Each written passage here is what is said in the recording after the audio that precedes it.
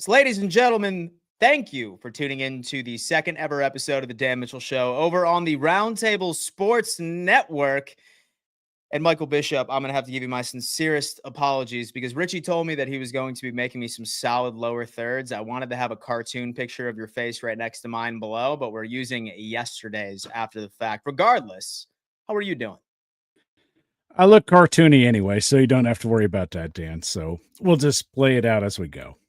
Hey, you know what? Worst case scenario, man, we'll just screenshot it and then just put you right in front of Jesse's face over there. Now, folks, my good friend Michael, he is a part of the Titan Upload Network, and there's certainly been a lot of speculation around the Tennessee Titans. We are going to start today's show off with a dire question I feel like a lot of people have been wondering. All right.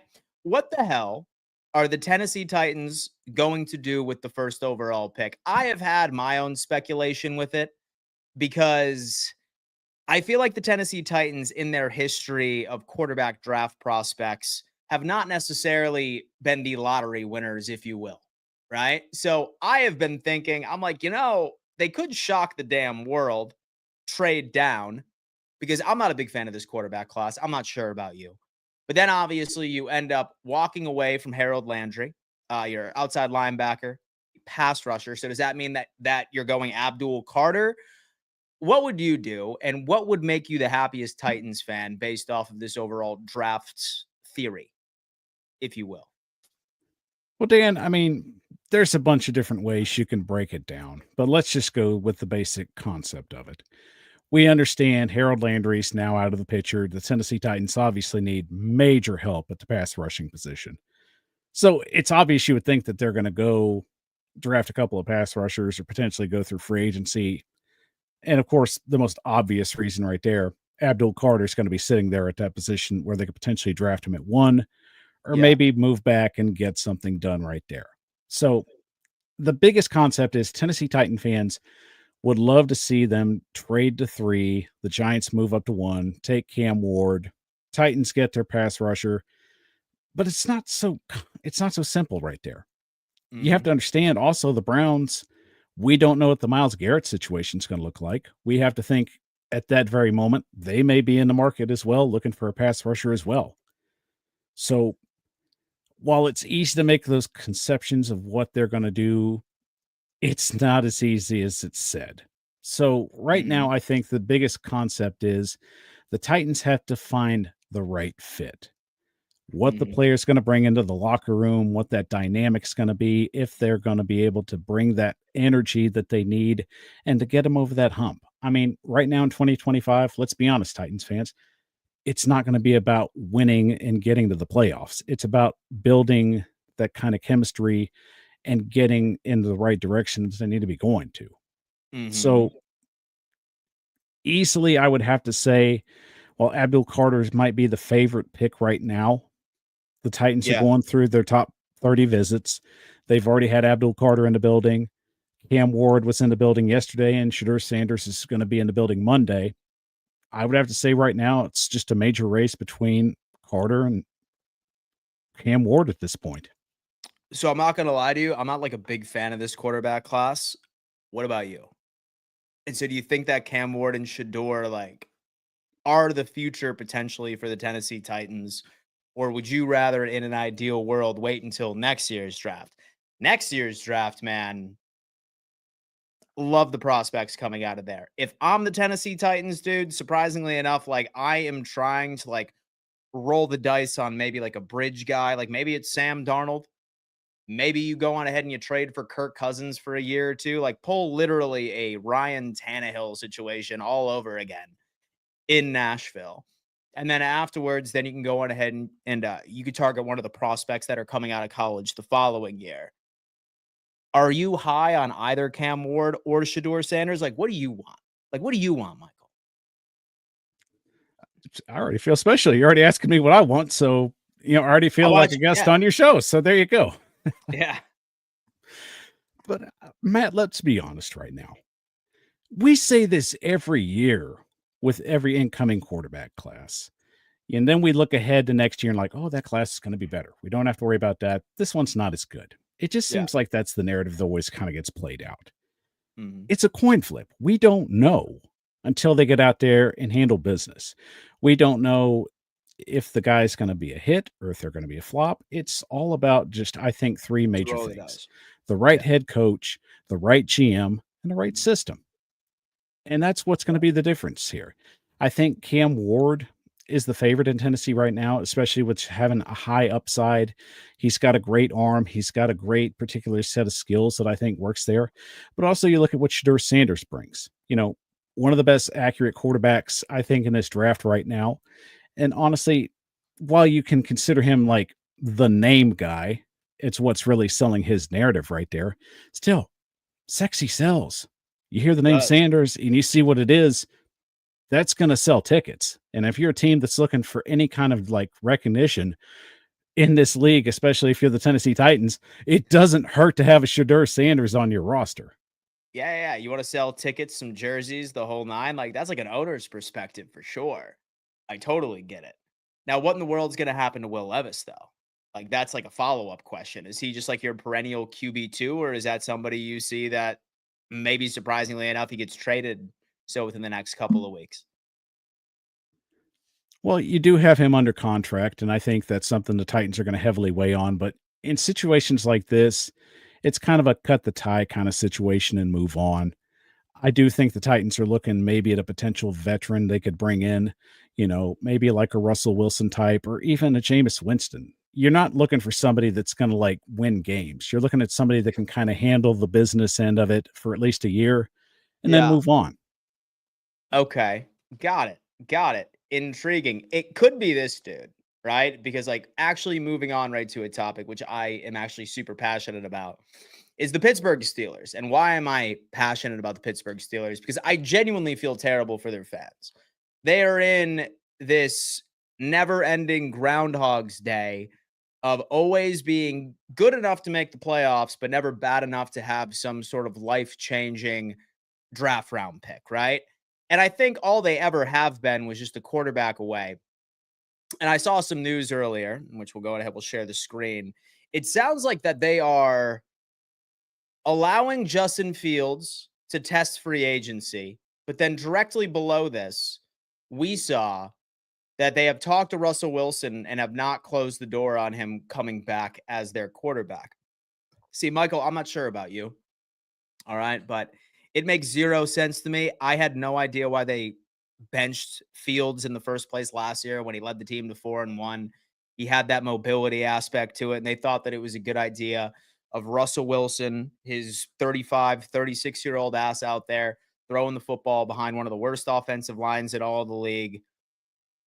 I think the Pittsburgh Steelers' priorities are completely out of whack at this point. Thoughts on this? I think with the Pittsburgh Steelers, and great tradition, great team, by the way. They've always been the top tier of just, everything in the NFL of what they represent. Not trying to Yeah. brown nose, just being honest. Yeah. But you look at what they've got going quarterback wise. I mean, they haven't had anything consistent since Ben Roethlisberger retired. But you got to think you got to get younger at that position. You need a guy that's going to be the face of your franchise. Justin Fields, to me, you understand his skill set, and He should be the answer. He I should be think the with answer. his skill set, that's right there. That's the guy you need to be hitching your wagon to. Russell Wilson, he's just trying to stay in the show. He's trying to stay consistent and just play. He's still got a skill set there, but I don't think it's what the Steelers are trying to move forward with. To Mm. me, especially with the success Arthur Smith's had with mobile quarterbacks, I really feel that that's a good marriage right there. And, you know, I think there's a lot of untapped potential that we've yet to see with Justin Fields. So it's in the Steelers' best interest to really just kind of lock down and just keep him for at least a 3 or 4 year deal. Now we're seeing like a lot of Steelers fans starting to get sick of Mike Tomlin, surprisingly enough. And trust me, I know how NFL fan bases are, right? Like the second that their team does not win the Super Bowl in the first 2 or 3 years of any head coach's contract or GM, everybody is pounding the table that heads need to roll. But now Steelers fans are really starting to get impatient because they feel like they're wasting the careers of TJ Watt. They feel like they are wasting so many other careers, especially on the defensive side of the football.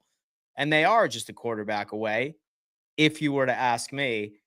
And it's funny because you mentioned Russell Wilson maybe being a bridge guy right over in Tennessee. I feel like you probably would be better off like hoping for a Justin Fields, say, for example, that Tennessee goes the opposite direction. Well, I mean, skill set wise, with what Brian Callahan runs, I just don't think that that fits with what they're trying to build long term. Yeah. He's more of a mobile, just athletic kind of player, and it He's trying to just find another Burrow. He's exactly. I trying mean, aren't yeah, we he's all? trying to find that We're all offense. trying to find another Burrow. Yeah, true. True, man. Like honestly, man, like he was trying to build it last year, like when I saw it, like last offseason, like when I knew that you still had D Hop on the roster, and then he ultimately ended up bringing the slot that he had right from Cincinnati prior over to it. All he needed was Will Levis just to take like an extra step. And then y'all could have been a semi decent offense going into it. Just didn't And work out. that's just the problem with Will Levis. He's just too reckless at times. He wants to play Mm. Mahomes ball, but he doesn't have the Mahomes skill set. Mm-hmm. And It's while I think he could fit elsewhere in another system, it's just going to come down to him really just being more careful with the ball and really just understanding the fact, pick sixes aren't the way to be getting your career off in the NFL. See, is there any part of you that's kind of like nervous that say that Will Levis does walk away, that he ultimately ends up figuring it out in like a year or two? Like my rule always is I don't feel like you need to give up on a quarterback until after 3 years. Like 3 years has always been my mark because I've always been scared, right? Like, um, like my biggest nightmare is that, of course, like with Josh Allen, like he ends up getting traded later down in his career, no Super Bowl for Buffalo. Next team he goes to, he wins the Super Bowl that year. And a lot of people in Josh Allen's first 2 years are just like, oh, dude, we told you, we tried to tell you about Josh Allen. And in year three, he just figured it out, found it out by itself. Is there any part of you that's kind of nervous?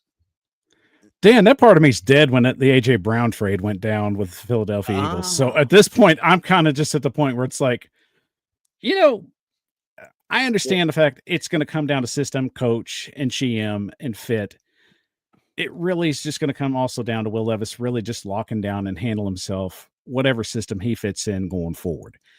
yeah, Understandable that he's really got an opportunity wherever it's going to be to yeah, really just show his real skill set. But I do think it's important that he is able to get a control, especially of his turnover problem, because yeah, you're not going to have a job long in this league if you can't protect the ball. I mean, that's just football yeah, 101.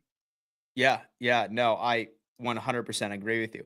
And even if you do have a turnover problem, like at least have your touchdown to turnover, like, so ratio, like 2 to 1 at least, right?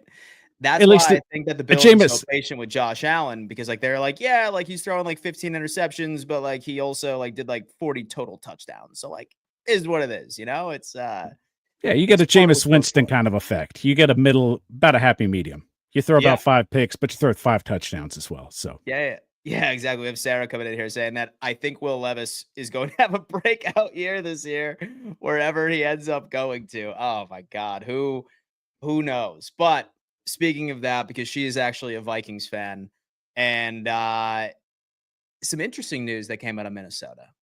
Because I have been hearing so many different potential pathways that this team could potentially go this offseason with that big decision of is it going to be Sam Darnold? Is it going to be JJ McCarthy? Well, we ultimately ended up learning that the Minnesota Vikings are not expected to sign Sam Darnold. Sam Darnold is planning on hitting free agency. And this was just yesterday. Like, this was just yesterday where I was seeing news that if Minnesota elects to sign Sam Darnold to a multi-year contract, then they would have been interested in shipping off JJ McCarthy for a trade. And then to get even deeper, Mike, now I'm hearing rumors that Kevin O'Connell in Minnesota would be intrigued in bringing in Aaron Rodgers, which would be him following the exact same career path as Brett Favre, which would be absolutely hysterical. But Here's kind of how I look at this. Like, so this situation, I don't blame Minnesota for walking away from Sam Darnold. I don't, right? Because yes, he had a great comeback player of the year type season. It was a very impressive season. I was not high on the Minnesota Vikings at all leading up to the 2024 regular season, and I was wrong. Had a great season, and they figured it out. I give a lot of credit right to Brian Flores and, of course, the genius that Kevin O'Connell truly is. Um, but I don't blame them for walking away from Sam Darnold, especially during his last two performances, two games where there was a lot at stake. In week 18, when he played the Detroit Lions, they were playing for the first overall seed in the NFC North. And then the second game, obviously, was the playoffs where he just looked like absolute shit. So I don't blame them from walking away. But now I'm kind of like head scratching as into what they should do for this upcoming season. And I sound crazy for saying this, but I think Aaron Rodgers is the move if they want to win right now. If they want to be back sort of where they were last year, I think it would have been completely different in week 18 and in the playoffs if they ultimately end up going with Rodgers this year. Thoughts on this? JJ or Aaron Rodgers, who would you prefer over at Minnesota? I mean, Minnesota's in an interesting position. I definitely see they're going to move off of Darnold. I think it's quietly being yelled that Seattle's going to get him. So we'll see how that plays out when the tampering period hits on Monday. Yeah. But I think with JJ McCarthy, you understand that he's going to be the future. He's going to be their lock-in guy moving forward. So I think that's the deal there. And I think with them adding Daniel Jones last year, that's kind of like almost their bridge situation. I feel that they're going to just plug him right there, especially understanding the situation. He's recovering from a major injury that had a massive setback, especially going forward. So they need kind of a plan B option to get him ready to move forward. I still think he's the guy, but Daniel Jones, it's kind of a cheap fix. And while I would also say Aaron Rodgers would awesomely be a good fit there for the Vikings, the Giants are also a team that's definitely getting talked about that could potentially pick him up, and they're in a pretty good position as well. I mean, pretty good wide receiver core, star budding wide receiver, an offensive line that could potentially be fixed through free agency and especially through the draft. I mean, it's not a bad situation for both of them, but I can't underestimate what the Giants bring to the table as well. See, I feel like with their offensive line's a massive liability if I'm Aaron Rodgers, right? Like 40 years old, I'm sitting there, I'm looking at that. I'm like, do I trust them to fix the offensive line this offseason? And Dan, I'm glad you brought that up because the Vikings offensive line wasn't as great in pass protection as well. I believe they were right about 29th in the league last year. Mm-hmm. And just Sam Darnold, especially with that wide receiver core, just did a phenomenal job. But you could probably make that same argument with the Giants. Yeah, it's funny with the Giants too, because like I am not shocked at all that they are like literally putting their hat into the ring for every single free agent quarterback out there. It's probably not the smartest situation. Like they probably should go with a quarterback like I think they intended on doing last season. But right now we're in an interesting position where Brian Dable and the GM over there know that their seat is hot. So right now, like they're just like, all right, yeah, like we can go and roll the dice on Shador or Cam Ward or Jackson Dart, whatever. But say that this guy doesn't go out and deliver year one, like we're fired. So I'm never surprised when I hear that the New York Giants are potentially looking at bringing in Aaron Rodgers because they want some sort of like safety blanket. Sometimes the devil you know is better than the devil you don't, right? But the Vikings hearing that rumor, like that was kind of like, I feel like it could work. I feel like it could work over there. I don't disagree either. I mean, you look at what the Vikings have piece-wise. It's a natural fit, and it's laughable, especially the fact that Aaron Rodgers is just inadvertently just following Brett Favre's path. I know. Purposely or not purposely, it kind of sells a narrative. We might be in the Matrix. And so exactly. Say that history does like actually repeat itself as well. Like he would actually have a good season with Minnesota. because when Favre was on the Jets for like that one season, like he was good, but then he got hurt, and then he ended up going over to the Vikings, and he had 2 great seasons for them over there. So it would be absolutely insane if that was the case. And it's funny because you bring up Daniel Jones as well. And I was hearing a lot of rumors about how the Indianapolis Colts are potentially interested in bringing him in for competition for Anthony Richardson. And obviously, like you've been a part of our AFC South roundtable for quite some time, you and Rossi. So you're very familiar with the Indianapolis Colts. I don't think that Anthony Richardson's a good quarterback. All right. I never thought that he was a good quarterback, even going into the draft in the first place. And I'll even go out and I'll say this: I think Daniel Jones would actually give the Colts their best opportunity of being competitive in the AFC South. He has all the intangibles.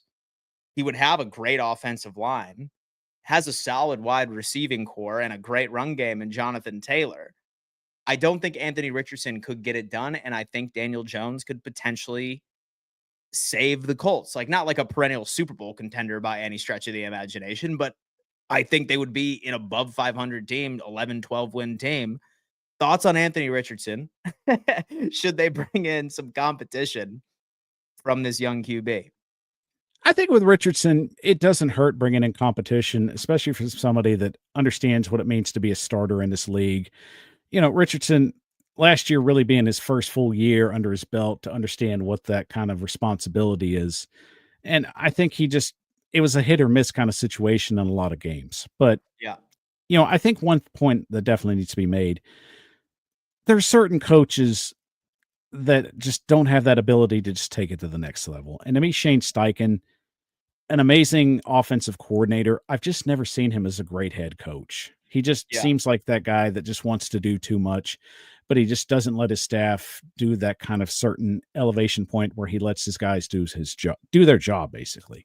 So, you know, I think that's one thing that's held him back. Chris Ballard, the GM, has definitely held it back in this situation, making a lot of bad deals, making a lot of interesting trade scenarios that just haven't panned out for them. I do think bringing in competition helps the Colts, but is it enough to save Chris Ballard and Shane Steichen for this season? I mean, that's yet to be seen at this point, but it's very unfavorable for him going forward. It's very unfavorable indeed. Poor Derek. Derek, I'm sorry, man, but it's I'm not. looking bleak over in Indianapolis. He is not happy at all. Now, folks, listen, we need to give a giant shout out to today's sponsor that just so happens to be BetUS. Folks, BetUS just so happens to be the number one sports book on the face of the planet when it comes into everything and anything sports betting. Has football, baseball, basketball, you name it, and also all of the NFL specials that we can see right here. So, say, for example, that you want to predict exactly where a specific player is going to go in free agency. They have all of those lines over here, and they're matching 150% of your first deposit, all the way up to $2,000. Second and third deposit, 125% up to the exact same figure, as long as you use code YouTube 150. Giant shout out to BetUS for sponsoring Roundtable Sports Network and the Dan Mitchell Show. But listen, man, Monday is the tampering period. And that is where all the crazy ass news is going to be dropping, right? Trades are going to occur, which trades have already occurred. And then also some massive free agency signings. And every single year, I would say that there are some massive surprises. So I think to wrap up today's show, I would like to get your takes on some of the craziest signings you foresee, or some of them that are completely out of left field. What is your hottest take for free agency coming up here tomorrow Coming up tomorrow, I would have to say, or Monday? Excuse me. or Monday. You're right. We're already trying to jump to Not Monday. Sunday yet. I know. Yeah, We're yeah. that No Sunday excited. yet. We want to get to it. Yeah, that's what I'm saying. You know what? I'm not going to say signing, but give me a trade scenario. DK Metcalf ends up with the Patriots for Oh, and gets re-signed to a 4-year deal. and gets signed to a 40-year deal. It's funny with the Pats because, like, I feel like last year, like, everyone was just like, you know what, dude? Why aren't the Patriots making any moves in free agency? Because last year they had all the money in the world too. Like, they had all the money in the world. Half of the reason why I think that they didn't sign anybody was because nobody wanted to go there. Nobody Taxes. wanted anything a part of that organization with Gerard Mayo, with like a new rookie QB. But now I think the Patriots are really about to be big spenders because now, like, I think that destination is that much more attractive because of Mike Vrabel. It is, but I'm also going to say Mike Vrabel needs to keep out of Mike Vrabel's way. As good as a coach as he is, he's stubborn. So you need to Really? understand, if Mike Vrabel gets into a mindset where I'm right and you're wrong, Patriot fans, red flags better be waving. This is coming from a Titans fan. I understand completely how Mike Vrabel works. So were you one of the Titans fans that was okay with like walking away from Mike Vrabel? Oh no, I was actually for Mike Vrabel staying for another year while we had a massive amount of cap space to play with. The Yeah. thing was, we understood injuries piled up the last 2 years because he wasn't willing to make changes. He was willing to stick with his buddy hires, AKA Downing as his offensive coordinator. I think he's in a better situation, with Josh McDaniels as the offensive coordinator. But I'm just going to tell you, Mike Vrabel is a very stubborn person. And if he gets in a mindset where I'm right and you're wrong, you need to definitely have some red flags up, or at least be paying attention to it.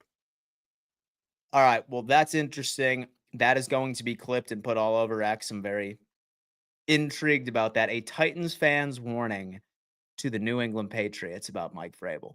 I know a lot of them are probably about to be, like very protective. They'd be like, "Oh, Mike Vrabel, like this is his dream job. He wouldn't mess it up." It's funny with the honeymoon phase when it comes into new hirings. You know I what I mean, mean? think of it this way: Lane Kiffin's dream job with USC, and he ended up messing that up.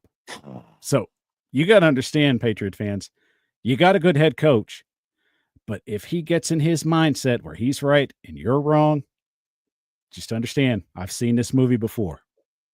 Some headbutting with Robert Kraft, perhaps. Some headbutting all across the organization. Are the Patriots screwed already, folks? We're gonna have to see. As far as signings, man, first off, I don't see Myles Garrett and getting traded until after June 1st. So I'm not sure if like you've seen like their cap situation over in Cleveland, but they just Rough. ended up restructuring Watson's contract so that they could be cap compliant. If they walk away from Myles Garrett prior to June 1st, then they lose $16 million this year. It's minus $16 million, and they would be right back in that overall position.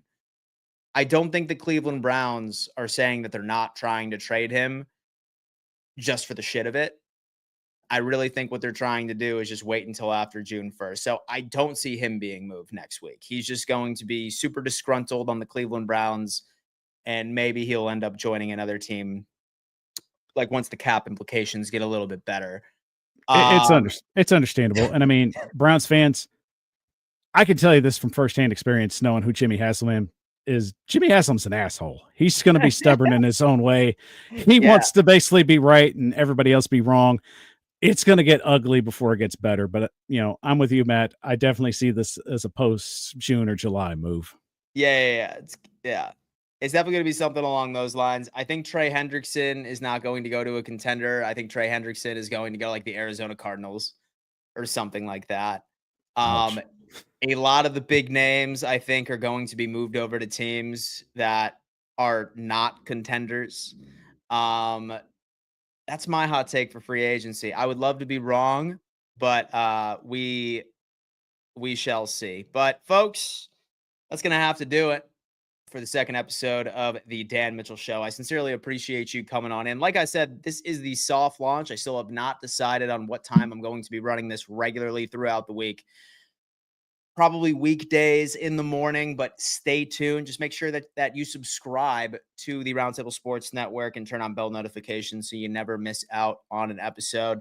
I'll tell you what, Michael. So I appreciate you coming on and chopping it up with me. Dan, thanks for having me on there. Of course, shout out to you and everybody on the Roundtable Sports Network. You guys are phenomenal. Yeah. And a shout out, of course, to the Titan Upload Network. Make sure you check out us on YouTube and, of course, X and Twitch and all that fun stuff. Absolutely, guys. We will have Michael on again very, very soon. Shout out to BetUS for sponsoring today's episode, and we will see you next time. Peace.